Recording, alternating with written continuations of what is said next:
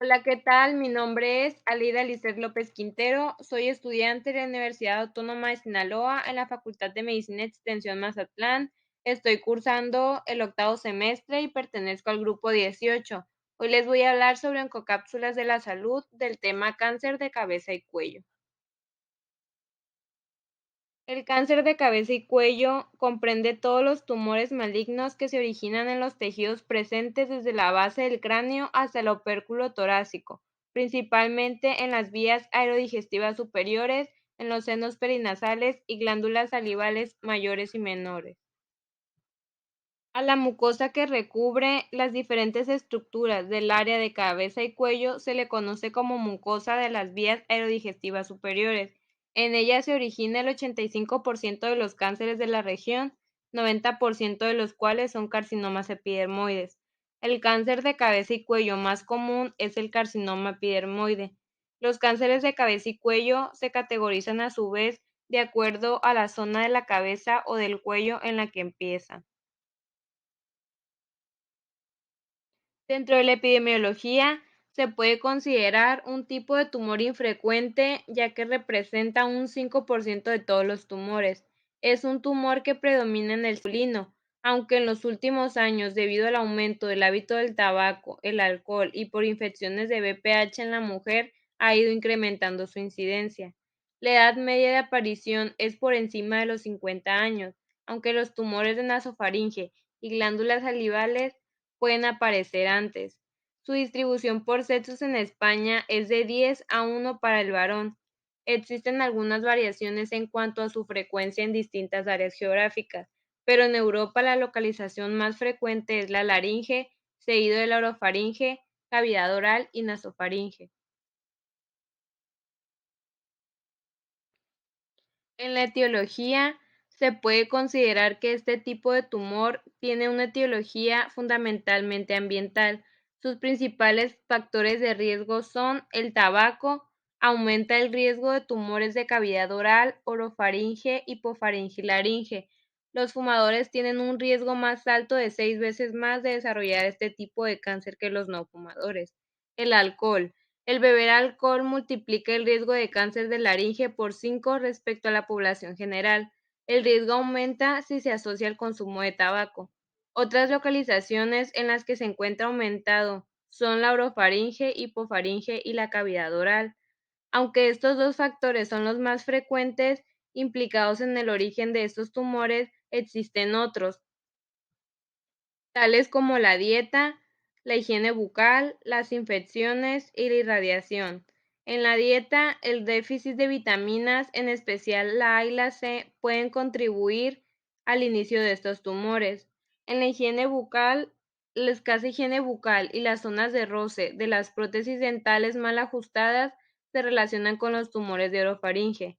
En las infecciones, la infección por el virus de Epstein-Barr se ha relacionado con el carcinoma de Cabum en los últimos años y la infección por el virus del papiloma humano se ha relacionado con el carcinoma de células escamosas. En la irradiación, los trabajadores al aire libre están expuestos a radiaciones ultravioletas, presentando una mayor incidencia de cáncer del labio inferior. A pesar de estos factores mencionados, en la mayoría de los países del mundo, salvo Estados Unidos, la asociación entre el tabaco y el alcohol sigue siendo la causa más importante como factores etiológicos. Dentro de las manifestaciones clínicas, estas varían dependiendo del lugar en el que se localiza el tumor. Sin embargo, un signo común que se presenta en estos tipos de cáncer es una masa que se localiza en el cuello y esto se debe a metástasis ganglionar. El sitio donde se localiza la adenopatía nos ayuda a saber dónde se originó el tumor primario. Las manifestaciones clínicas de la cavidad oral. Los tumores que se originan en la cavidad oral la mayoría de las veces suelen presentar una lesión ulcerada a nivel de la boca. Los signos de alarma son sangrado de la cavidad oral, movilidad lateral, disartria, que es la dificultad para articular sonidos y palabras, dolor que se irradia hacia la primera rama del nervio trigémino y dificultad para movilizar la lengua. Dentro de las manifestaciones de la orofaringe, Los tumores que se originan en la orofaringe tienen diversos subtipos anatómicos, tales como la base de la lengua, pilares amigdalinos, velo palatino, amígdalas y pared lateral y posterior. La principal manifestación clínica suele ser metástasis ganglionar a nivel yugular superior y medio. Otras manifestaciones suelen ser presencia de tumor amigdalino, halitosis, que es mal aliento, disartria, que es la dificultad para articular sonidos y palabras, voz nasal, voz cansada, o dinofagia, que es el dolor al tragar. Las manifestaciones clínicas de laringe e hipofaringe. Los tumores que se originan en la laringe e hipofaringe tienen diversas manifestaciones clínicas dependiendo del lugar anatómico en el que se origine. El cáncer laringio puede originarse en cualquiera de los siguientes lugares: en la supraglotis, en la glotis y en la subglotis. Las manifestaciones que presentan los de la supraglotis: estos tumores tardan en manifestarse y pueden presentar disfagia, que es la dificultad para tragar, o dinofagia, que es dolor al tragar, falsa ruta de la deglución, otalgia, que es dolor en la parte externa o interna del oído, y voz gangosa. Los que se manifiestan en la glotis: estos tumores suelen manifestarse rápidamente y se pueden localizar en uno o en ambas cuerdas vocales. Presentan disfonía verdadera, estridor laringio y dificultad respiratoria. Y los que se localizan en la subglotis: estos tumores suelen ser consecuencia de los tumores glóticos. Estos presentan disfonía, que es la pérdida del timbre normal de la voz, y dificultad respiratoria por bloqueo de la vía aérea. Por otro lado, tenemos el cáncer hipofaringio. Puede presentarse en cualquiera de los siguientes sitios anatómicos, tales como el muro faringolaringio, el ángulo piriforme y la pared lateral. Las manifestaciones clínicas que presentan estos tres sitios son odinofagia, que es el dolor al tragar, disfagia, que es la dificultad para tragar, y sensación de un cuerpo extraño.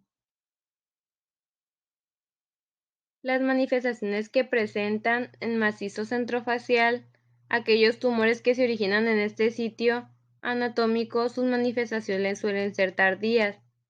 Suelen cursar con un cuadro de sinusitis crónica y este suele ser evidente hasta etapas más avanzadas.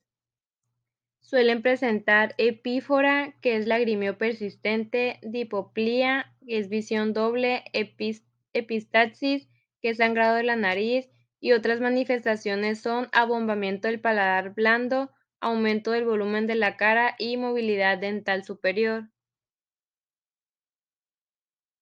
Y las manifestaciones que se presentan en las glándulas salivares: los tumores que se presentan suelen ser la mayoría de las veces benignos.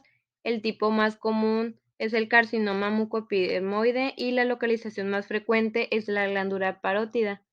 La manifestación clínica principal es la presencia de una masa en el lugar de origen.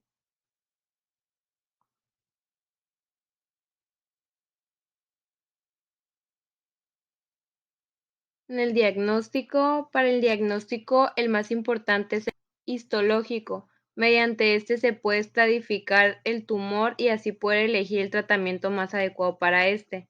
Pero también se pueden realizar otros estudios tales como endoscopía, TAC simple y contrastada con cortes axiales y coronales, resonancia magnética. En caso de que se sospeche que sea por una infección por VPH, se debe realizar transcriptasa inversa e inmunohistoquímica para P16, debido a que para el VPH no existen marcadores tumorales específicos. El método de diagnóstico se decidirá dependiendo del sitio afectado. Si se encuentra en la masa cervical, el diagnóstico se hace por biopsia de mínima invasión con aguja fina y guiada por ultrasonido. En caso de que la masa no se pueda identificar, se procede a realizar una biopsia abierta con las precauciones necesarias. Los que se encuentran en la cavidad oral: para el diagnóstico de estos cánceres se realizan con biopsia opcional o con punch, y también se puede realizar citología en caso de lesiones ulceradas. Los orofaringios: en el caso de los tumores orofaringios se realiza una biopsia incisional por vía oral y amigdalectomía. También se utiliza citología en caso de que los tumores sean ulcerados. La nasofaringe: laringe e hipofaringe, estos tumores suelen ser diagnosticados por biopsia mediante una endoscopía. Dentro de la estadificación, un sistema de estadiaje proporciona una guía para definir la extensión y pronóstico de un tumor y sirve para comparar los resultados entre distintos centros. Hay varios sistemas de clasificación, pero el más utilizado es el TNM de la Unión Internacional contra el Cáncer. T se refiere al tamaño tumoral, N afectación de los ganglios linfáticos regionales y M la presencia de metástasis a distancia. La estadificación es un intento cuidadoso de descubrir si el cáncer se ha diseminado y, si es así, a qué partes del cuerpo.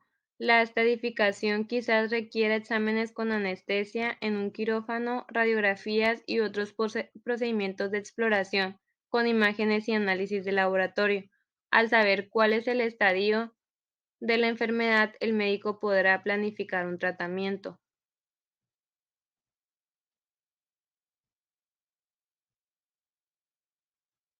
El pronóstico de este tipo de cáncer varía dependiendo del tamaño, la localización primaria, la etiología y la metástasis regional o a distancia.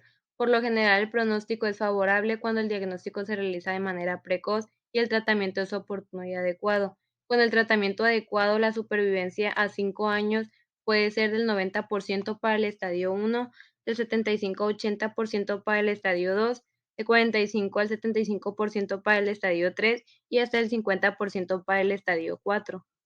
Las tasas de supervivencia presentan grandes variaciones según el sitio primario y la etiología. El tratamiento para este tipo de cáncer debe ser multidisciplinario y depende de dos factores principales, dependiendo de las características del tumor y las características funcionales del paciente. De acuerdo con las características del tumor, podemos dividir el estado del paciente en etapas.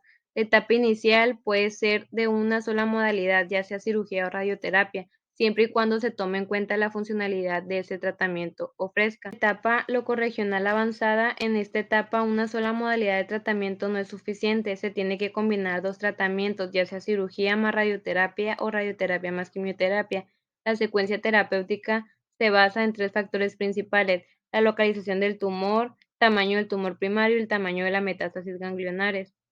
En la etapa sistémica avanzada es muy baja la incidencia de esta etapa al momento del diagnóstico, pero su presencia indica un mal pronóstico. El tratamiento en esta etapa será de soporte médico y paliativo.